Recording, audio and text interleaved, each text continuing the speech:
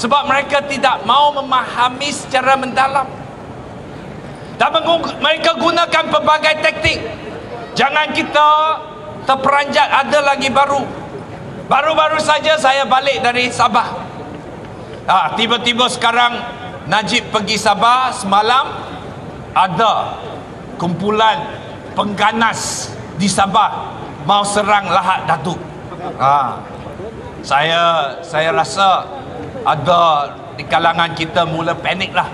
Ada nak perang ni. Saya masih ingat setiap kali sebelum pilihan raya, tiba-tiba kumpulan ini banyak muncul. Dulu Al-Maunah, sebelum pilihan raya ada Al-Maunah.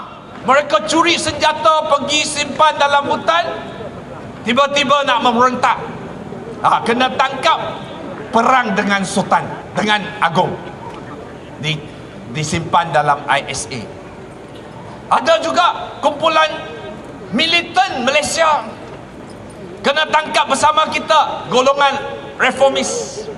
Yang rupa-rupanya ditangkap anak Tok Guru Nik Aziz kena tangkap atas nama ada kumpulan cuba menggunakan cara keganasan untuk rampas kuasa.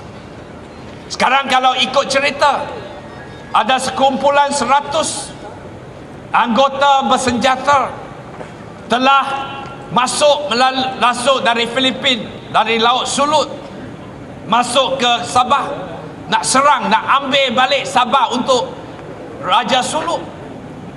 Kita rasa cerita ni pelik.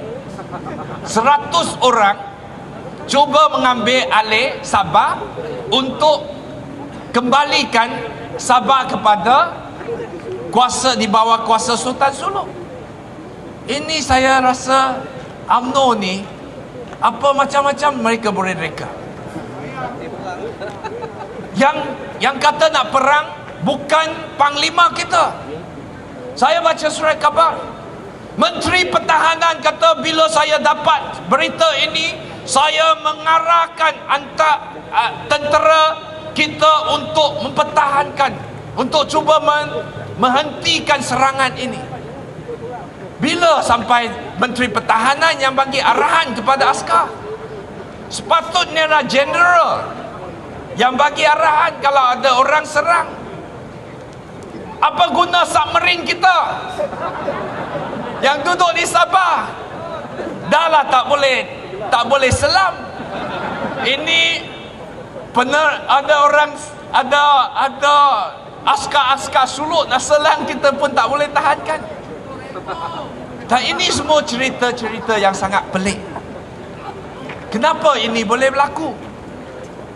Saya tidak heran kalau ini akan jadilah sesuatu yang digunakan untuk menakutkan kita, seolah-olah negara kita dalam keadaan huru-hara. Dan ini kita juga tidak heran, mungkin ada unsur-unsur untuk mengalihkan pandangan isu pokok di Sabah. Apa isu pokok di Sabah?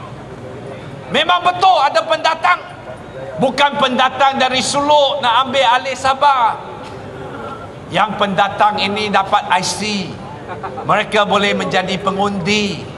Belum sampai lagi IC sudah tunggu. Masih duduk dalam bot, IC sudah tunggu. Lepas dapat IC, namanya sudah didaftarkan dalam senarai pengundi. Itu isu ni. Itulah sebab Suruhanjaya diraja sekarang nak cari punca. Dan siapa pun tahu orang yang bertanggungjawab memberi IC-IC ini bukan siapa pun tak kenal. Dia adalah pemimpin yang paling panjang sekali yang menduduki jawatan Perdana Menteri, Mahathir Iskandar Kuti. Dia memberi kebenaran. Pada mulanya bila Suruhanjaya dedahkan perkara ini, dia kata apa salahnya Tengku Abdul Rahman bagi orang Tionghoa, orang India duduk di negara ini. Mereka juga pendatang.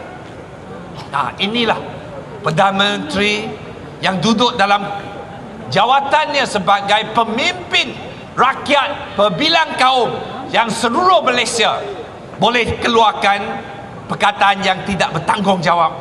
Mereka menganggap dulu semasa merdeka, di mana ketiga-tiga kaum berikrar sebagai negara ini, Malaysia, tanah air kita, dan kita bukan pendatang, dan kita memberi ketaatan dan kesetiaan kepada negara ini.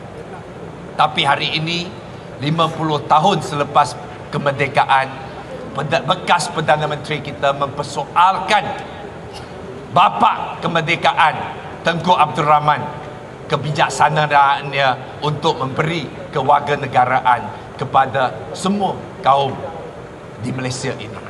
Ini bukan saja satu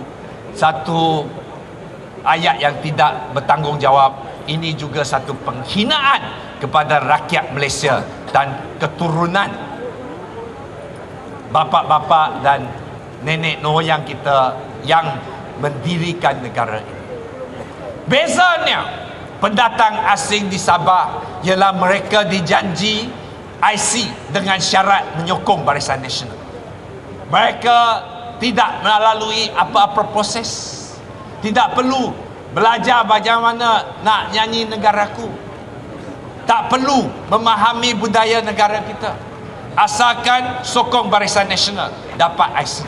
Ada yang datang 4 bulan sudah dapat IC, ada yang tak pernah masuk pun sudah ada IC.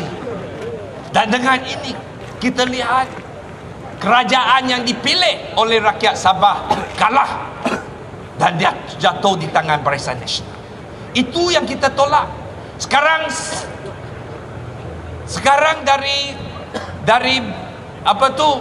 dari Sabah pun ramai datang ke Selangor. Selangor pun didatangi oleh warga-warga pengundi ini yang datang dari Sabah, dan kita tidak tahu berapa ramai, dan sudah tentu ini sebahagian daripada komplot untuk merampas kuasa kerajaan negeri Selangor dari Pakatan Rakyat. Tuan-tuan dan puan-puan, saya memberitahu semua ini bukan kerana kita rasa kita tak tertewas dengan komplot, dengan SPR yang tidak adil. Saya sentiasa yakin kekuatan rakyat mengatasi segala-galanya. Kita yang menyatu padukan, kita bersama-sama dengan iktizam yang sama, kita boleh mengatasi. Dulu kita pernah lihat seluruh rakyat Malaysia kecewa kerana Anwar Ibrahim dipenjarakan. Dulu kita bersama menegaskan hak kita untuk berhimpun, ditekan, dipukul, tapi kita tak pernah give out, kita tak pernah surrender, oleh kerana kita percaya akhirnya rakyat akan menang. Mereka boleh tipu, mereka boleh adakan pengundi hantu, mereka boleh menyeleweng, mereka boleh gunakan media, tetapi akhirnya rakyat yang bijaksana akan menentukan nasib negara kita. Kita akan pastikan anak cucu kita selamat. Kita akan selamatkan kekayaan negara kita untuk generasi yang akan datang. Dan nasib saya, nasib Datuk Seri Anwar Ibrahim, nasib Pakatan Rakyat bukan saja bergantung kepada usaha kita, bukan saja bergantung kepada kita bagi merata tempat untuk ceramah, tapi akhirnya rakyat yang akan menentukan. Nasib kita di tangan kita sendiri, dan kita harus memberi amaran tegas kepada perasuah, penyamun dan perompak harta rakyat ini, bahawa rakyat tidak akan memaafkan mereka atas jenayah yang dilakukan oleh mereka. Dan kita harus pastikan Barisan Nasional jatuh dalam PRU yang akan datang. Dan kejatuhan ini, seperti yang disebut oleh saudara Amir, YB Amir tadi, kejatuhan ini bukan kita nak naikkan Anwar Ibrahim sebagai Perdana Menteri saja, bukan saja bagi saya jadi menteri atau naikkan Rafizi jadi YB, bukan. Matlamat ini adalah kita harus sebagai rakyat Malaysia yang berani mencatatkan dalam sejarah, dan kita harap pemimpin-pemimpin yang akan datang, pemimpin-pemimpin dan kerajaan-kerajaan generasi yang akan datang sentiasa ingat, jangan sekali-sekali menzalimi rakyat, jangan sekali-sekali membecah amanah, jangan sekali-sekali rasuah, dan rakyat yang bijak ini akan jatuhkan mana-mana rejim, mana-mana parti yang mengkhianati kepercayaan rakyat. Itu adalah amaran kita, itu adalah mesej kita yang kita harus catatkan dalam sejarah Malaysia ini selepas PRU yang ke-13.